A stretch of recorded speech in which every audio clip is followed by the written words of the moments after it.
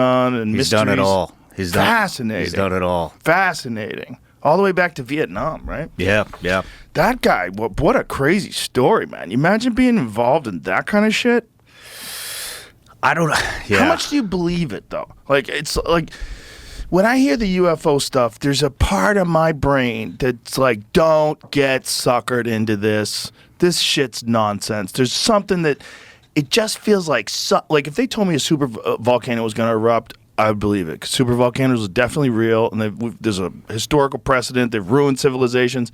They tell me that there's UFOs, and part of me is just like, I don't fucking believe you. Yeah. You know what I mean? Yeah, I know. I mean,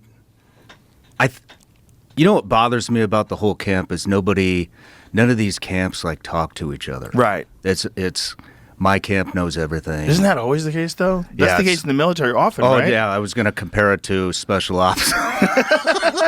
But that guy doesn't know shit. I know that's kind of how. When I was real young, I was like 24, I was dating this girl that was, she did something in government, and she was explaining to me, so this is pre-internet-ish, like people didn't have the internet then. It's like early 90s, right? And she said that she one of her jobs was to make sure that information that the Navy had received would be available to the Army. So, like, you have to make sure people aren't running redundant tests. Like, we've already did this. We'll get you this information. So there was, like, some sort of a database in, like, these computer terminals where she could share information. And she had some sort of top clearance. And one day, like, just fucking around, she wrote little green men in the search function. And her computer got shut down. And then people visited her, and they asked her, like, "What are you doing? Like, why did you look this up? Like, what is this all about?" And I think she wound up either getting fired or transferred to some other position or lost whatever clearance that she had. Interesting. But I've not heard that one.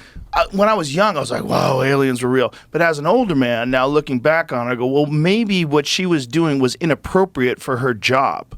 Like, maybe what she was doing was demonstrating that she couldn't be trusted because she's doing something that's not. There was no request to look up little green men. Yeah. It was like she did it on her own. Is this 100% factual? Hard to tell. Hard to tell because it was a girl I dated. I don't really know. Oh, you dated her? Yeah, I dated her. Yeah.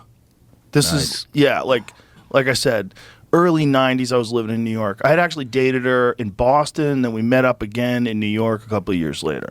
So she was telling me about her job, and then she was telling me, like, check this out. I shouldn't be telling you this, but here. Because back then I was all in on UFOs. I was like, wow, UFOs are real.